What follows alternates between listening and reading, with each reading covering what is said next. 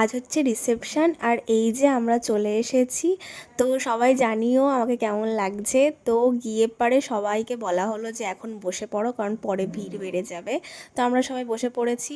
তো প্রথমেই দিয়ে দিয়েছে প্লেট যেমন নর্মালি, আর লেবু তো থাকবেই, বিয়েবাড়ির এটা কনসেপ্ট।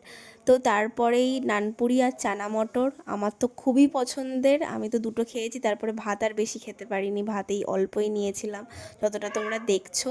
তারপরে ডাল লেবু দিয়ে খেয়েছি, খুব ভালো লেগেছে। অনেক পুরানো কনসেপ্ট, এরকম এখন আর পাওয়া যায় না বা করে না বিয়েবাড়িতে। তো তারপরে বেগুনি আর পটল চিংড়ি, আমার তো বিয়েবাড়ির পটল চিংড়ি খুব ভালো লাগে, খুবই। আমি তো মাংসের থেকে বেশি পটল চিংড়িটা টেস্ট করে খাই। তো এই যে চিকেন, 2 পিস চিকেন নিয়েছিলাম, তারপরে চাটনি পাঁপড়। আর এরপরে আমরা গেছিলাম ফুচকার স্টলে, কারণ প্রথমে তো খাওয়া হয়নি তোমাদেরকে যেমন বললাম।